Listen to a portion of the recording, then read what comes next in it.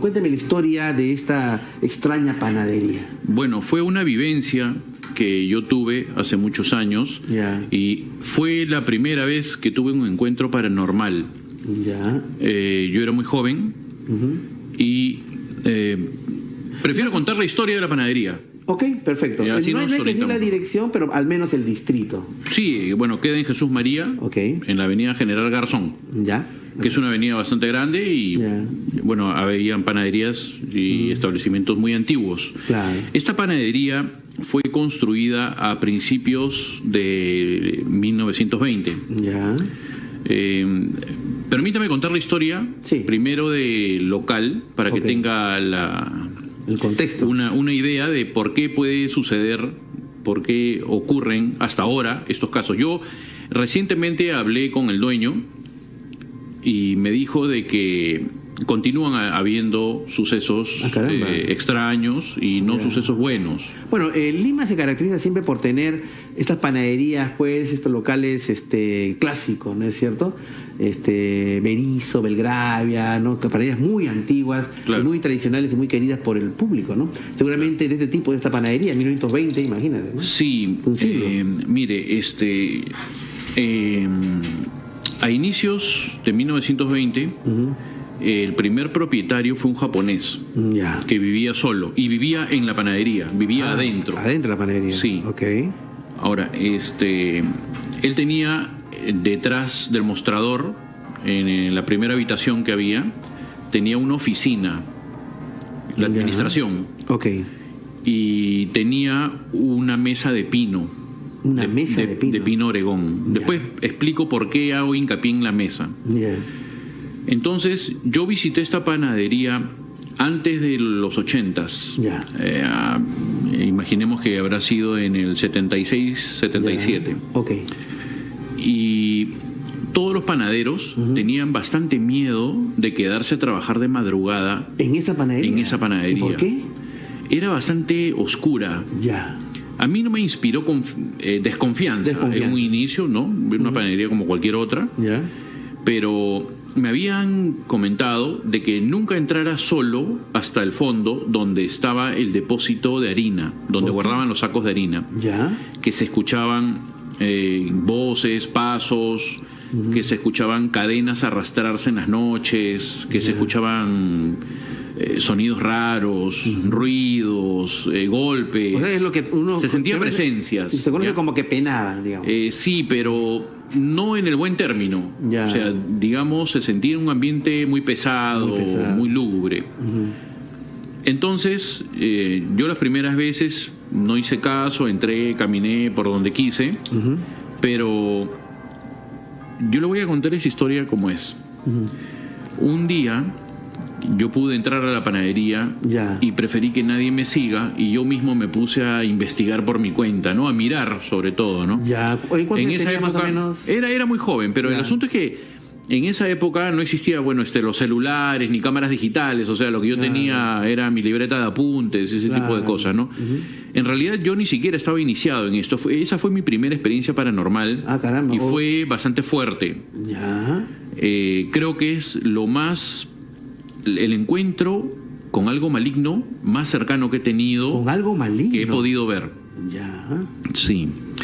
Bueno, un día entro al depósito, pero a mitad de camino, porque era un pasaje como de, no sé, 15 metros. Era largo, largo. Sí, muy largo. Había otro depósito donde guardaban latas de aceite y, bueno, guardaban cajas vacías y cosas así. Entonces también entré a mirar, a ver qué había, y entré a una habitación y se cerró la puerta detrás mío. ¿Se cerró la puerta? Sí, se cerró la puerta. Entonces quise abrirla y no se podía. No se podía. Pero yo no estaba asustado. Pero no estás asustado de que quedarte encerrado. No, o sea, dije, se cerró la puerta, como cualquiera le puede pasar. Al costado había un baño. Y en la puerta del baño comencé a escuchar como que un animal grande arañara la puerta, pero no un gato, sino como un perro. No, como si fuera una fiera. Como si fuera un oso que estuviera arañando la puerta. Rasgando la puerta del baño. No, yo sentí como si una garra enorme arañara 1 metro de puerta. O sea, pusiera la garra encima y bajara 1 metro hacia abajo mientras destrozaba la madera. Entonces, yo ahí tuve bastante recelo. Claro. Y lentamente abrí la puerta, que ya se pudo abrir en ese momento. Y al otro lado... ¿Qué había? Había unas marcas como de 80 centímetros. De largo. De largo. Pero no eran como que un gatito arañó la puerta. O sea, eran unas garras. Una garra como de un tigre, un león. Como que fuera, qué sé yo, un animal grande que había arañado la puerta hasta abajo. Qué raro. Entonces yo dije, a lo mejor, porque yo soy escéptico de inicio, ¿no? Yo entro primero y analizo la situación. Claro. Yo dije, a lo mejor ya estaba esta marca y yo no me he dado cuenta. Claro, yo recién pude abrir la puerta, ¿no? O sea, la miré por el otro lado. Entonces comencé a sentir frío. Comencé a sentir todos los síntomas que uno siente en una casa cargada, una casa asombrada, ¿no? Donde hay hechizada, encantada. Penas, claro, comencé a sentir eso, pero en esa época yo no los conocía los síntomas, ¿no? Claro. Los había leído en revistas, qué sé yo. Y comenzó a bajar bastante la temperatura. Pero bastante. Como si estuviéramos en un refrigerador. O sea, así descendió la temperatura. Así de frío. Sí.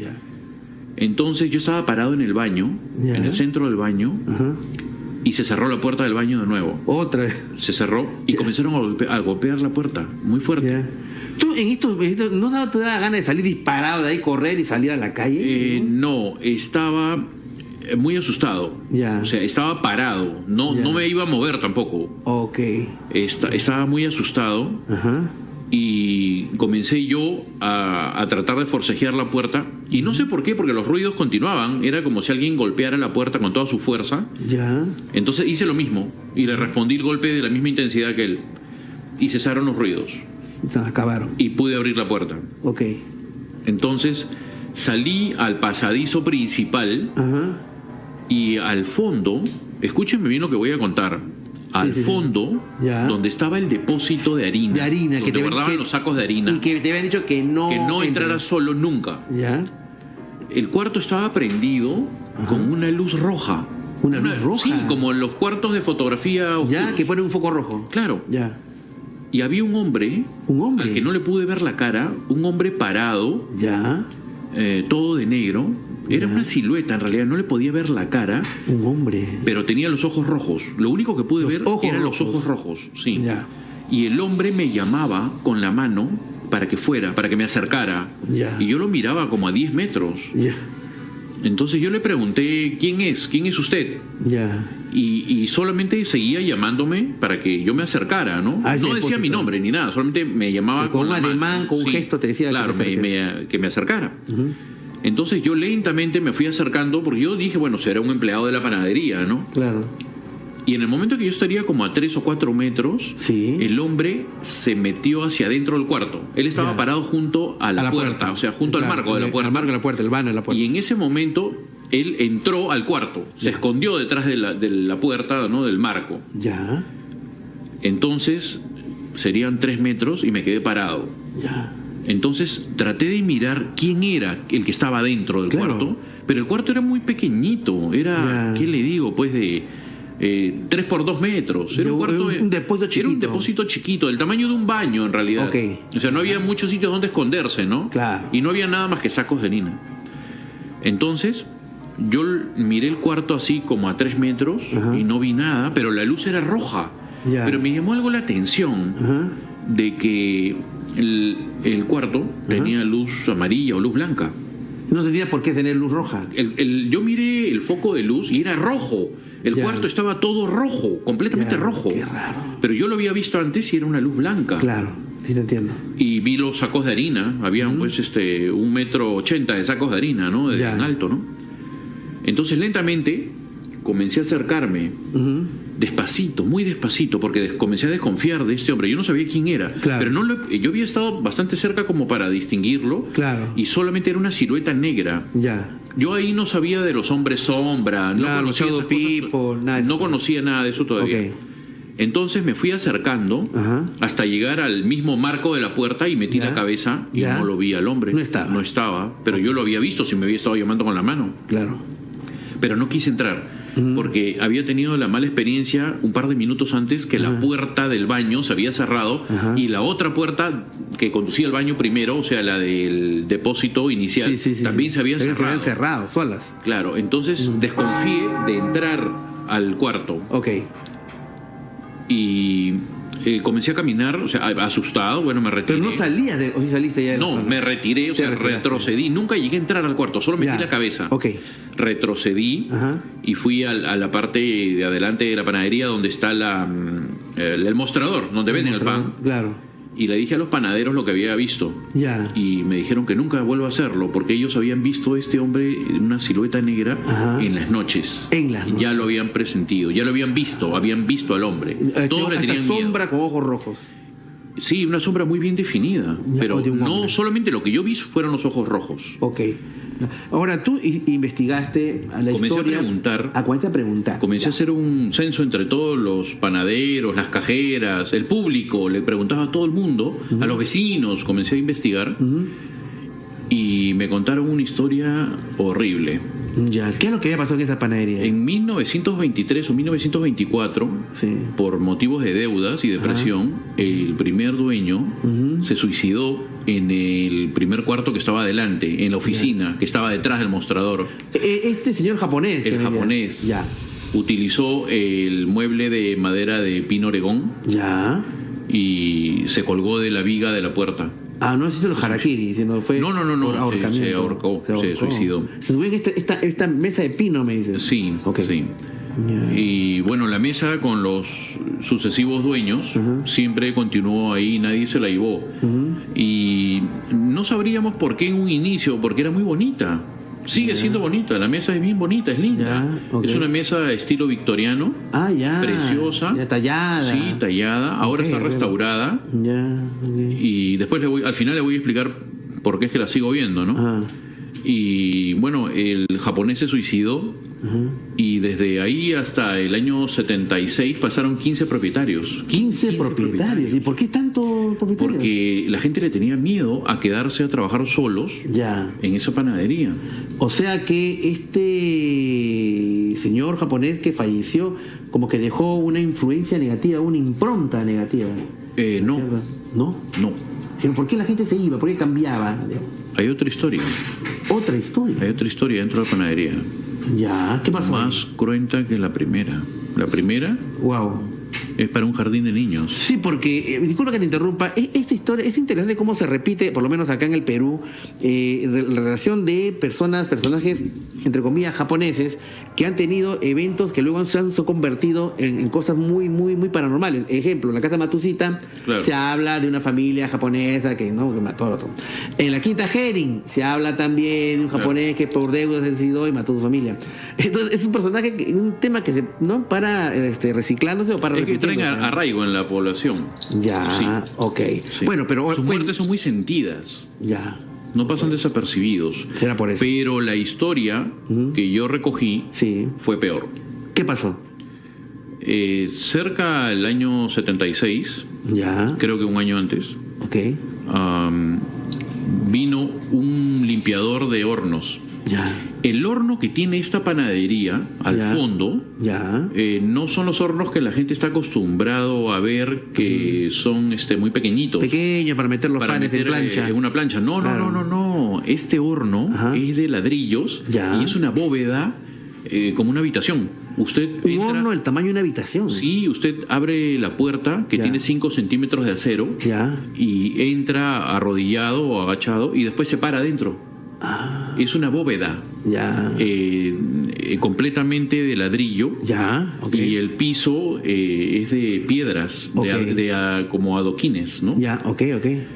Entonces trajeron a un especialista que hace limpieza de hornos para que limpie los quemadores. Y en algún momento, antes de creo que él llegó a las 2 de la tarde. Porque el pan que sale, o sea, lo que sale a las 6, a las 7, a las 8. Ya. Lo preparan antes. Lo preparan a esa hora. Él llegó antes a las 2 de la tarde. Para hacer una limpieza del horno. Yo estoy seguro que él llegó antes de las 2 de la tarde. Ok. Después le digo por qué. Entonces el hombre se metió, metió con sus implementos para limpiar. Ajá. Y puso un radio. Ajá. Y se le cerró la puerta. Se cerró la puerta del horno. La puerta del horno, que tenía 5 centímetros de acero.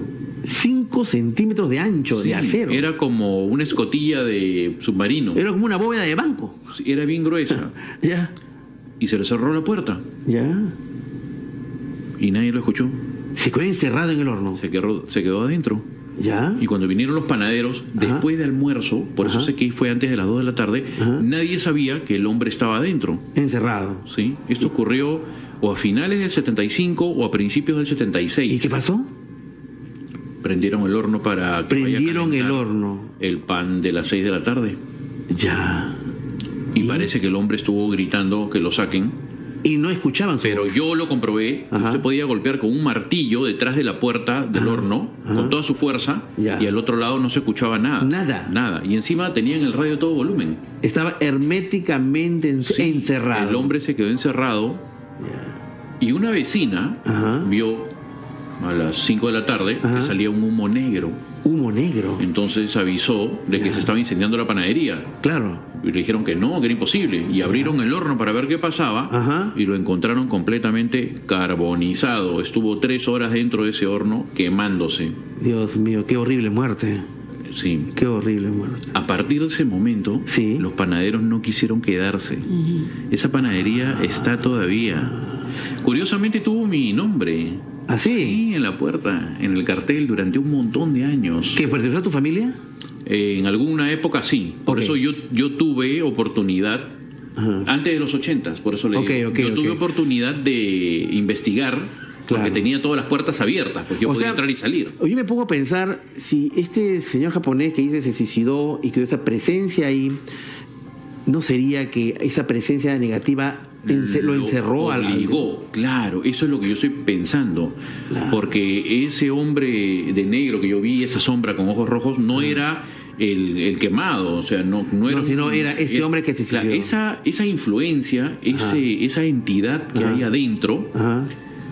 A mí me parece también forzó al japonés a matarse y ocasionó que el otro hombre se muriera. O sea, ni siquiera esta presencia no era el japonés, es otra cosa. No, era un hombre, el japonés era un hombre bajito, por lo que me contaron unas vecinas. Entonces, que lo habían llegado a conocer, era un hombre bajito, adulto, o sea, un hombre como de 80 años, encorvado. No, era un hombre alto. Entonces, ¿esta presencia de dónde vendría? ¿De qué época vendría? Nunca podría saber esa parte. ¿Y los fenómenos paranormales siguen ocurriendo en la actualidad? Actualmente sí, siempre. Yo he visitado esa panadería con regularidad cada cierto tiempo y he hablado con los empleados y me siguen contando que le tienen terror a quedarse adentro. Bueno, con esto que ha pasado, pues imagínate, ¿no? Sí. Han rostizado. Fue la primera experiencia paranormal que he tenido cuando era joven.